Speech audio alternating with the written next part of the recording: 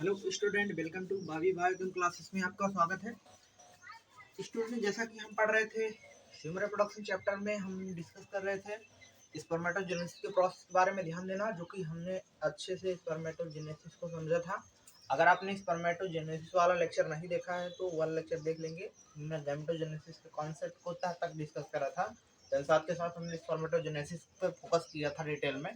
ध्यान देना, आगे का लेक्चर जो आने वाला है, ध्यान देना, बात करने वाले हैं आज हम स्पर्म के स्ट्रक्चर के बारे में डिस्कस करके। ध्यान देना स्टूडेंट, आज हम स्पर्म के स्ट्रक्चर के बारे में बात करने वाले हैं।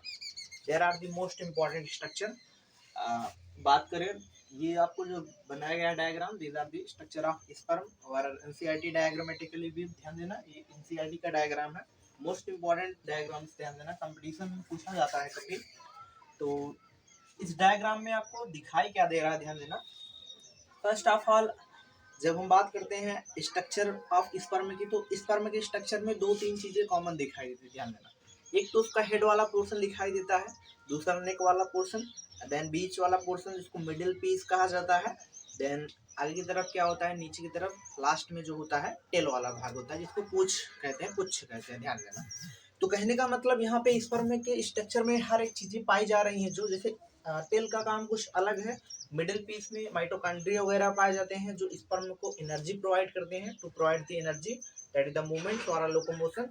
क्योंकि स्पर्म को काफी दूर तक ट्रेवल करना होता है। ध्यान देना, अगर बात करें स्पर्म की, तो स्पर्म काफी दूर तक ट्रेवल करता है, तो स्पर्म थकता भी नहीं। ध्यान देना, देखा जाए तो ये कहीं ना कहीं बहुत लंबी रेस लगाता है, क्योंकि हम अपने रेस में हार भी जाते हैं। समझ रहे हो, लाइफ में कोई ना कोई रेस से हम हताश निराश हो जाते हैं, लेकिन स्पर्म में कभी हताश निराश नहीं होता। ध्यान देना, कहते भी हैं कभी कभी कि हमको स्पर्म से सीख लेना चाहिए। ध्यान देना, तो कहने का मतलब, जैसे स्पर्म सेमिनिफेरस टिब्यूल में बन रहा है, तुमको डिटेल में समझ में आया था स्पर्मेटोजेनेसिस के प्रोसेस द्वारा।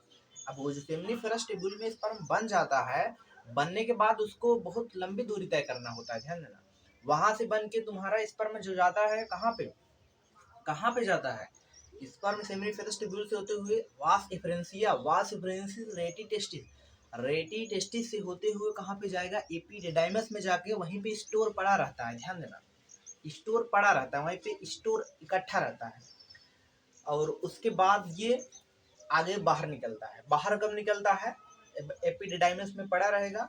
एज अ मेल्स में जब सेक्सुअल डिजायर वगैरह आएंगे, या वो हो सकता है मेल्स क्वाइटस में इन्वॉल्व हो, एज अ क्वाइटस कर रहा है ड्यूरिंग द सेक्सुअल, समझ रहे हो, ड्यूरिंग सेक्स के दौरान, वहां पर क्या स्पर्म जो होते हैं आगे की तरफ रिलीज किए जाते हैं। ध्यान देना, वहां पर स्पर्म आगे की तरफ ट्रेवल करते हैं।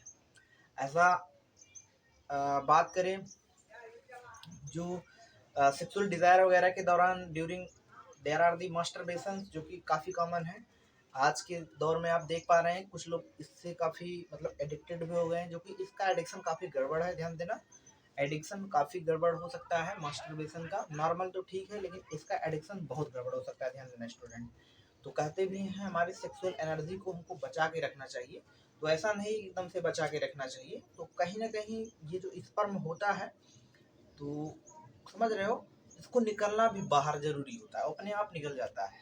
आप ऐसे ही एज अ नॉर्मल एक्टिविटी से इन्वॉल्व हो, आपको पता ही नहीं चलेगा कब आपका स्पर्म, समझ रहे हो, तो इजैकुलेट हो जाता है। तो कहने का मतलब कि जो स्पर्म होता है, ये कहीं ना कहीं बन के इकट्ठा होता है एपिडिडाइमस वाले रीजन में।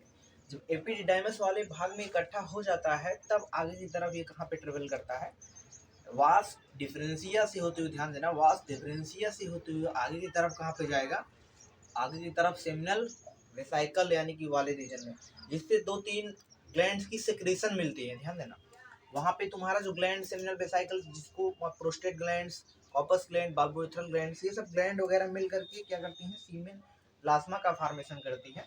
जब ये सीमेन प्लाज्मा का फॉर्मेशन, यानी कि उसमें क्या होगा, स्पर्म मिल जाएगा। अब जो ये ग्लैंड्स मिल करके जो सेक्रेशन कर रही हैं, तो कहीं ना कहीं ये उसके लिए क्या कर रहे हैं, मीडियम प्रोवाइड कर रहे हैं, एक माध्यम प्रदान कर रही हैं, ताकि हमारा जो स्पर्म हो उसमें तैर करके आगे की तरफ जा सके। यानी कि आगे की तरफ जा सके, इतना दूरी तय करने के बाद उसको काफ़ी लंबी दूरी तय करना पड़ता है। जब एज अ फीमेल जब वहाँ पे इंटर करता है, that is female track, reproductive tract में जब इंटर करता है, तो वेजाइना के जरिए, ध्यान देना, वो काफ़ी दूरी तक ट्रेवल करते हुए यूट्रस से होते हुए कहाँ पे जाता है, फैलोपियन ट्यूब वाले भाग में जाता है, और फैलोपियन ट्यूब के इस्थमस और एम्पुला जंक्शन के बीचों बीच जाता है।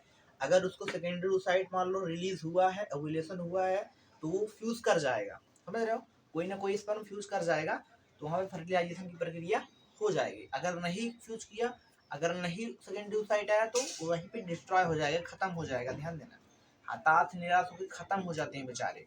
तो कहने का मतलब काफी लंबी दूरी तय करते हैं स्पर्म वगैरह। तो वही उसी के स्ट्रक्चर के बारे में हम देख पा रहे हैं, ध्यान देना। तो उसकी स्ट्रक्चर में क्या चीज दिखाई दे रहा है, वेरी वेरी मोस्ट इंपॉर्टेंट। सबसे पहले इसका हेड वाला भाग दिखाई दे रहा है, ध्यान देना स्टूडेंट, यहाँ पे हेड वाला पार्ट देख रहे हैं। हेड्स के बाद इसमें हम मिडिल पीस देख रहे हैं, बीच वाला भाग, मध्य वाला भाग, उसके बाद हम एक्रोसोम देख पा रहे हैं, ध्यान देना।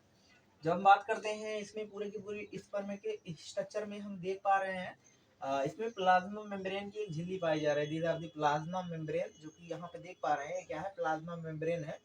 तो उसके ऊपर की तरफ हेड वाले भाग में क्रोसोम पार्ट्स होता है, there are the most important parts, जो कि बहुत सारे एंजाइम का सेक्रेशन करता है to help in the fertilisation. ध्यान देना, जो क्रोसोम होता है ये फर्टिलाइजेशन ऑफ एग्स यानी कि ओवरऑल सेकेंडरी oocyte को फर्टिलाइज करने में काफी कारगर होता है।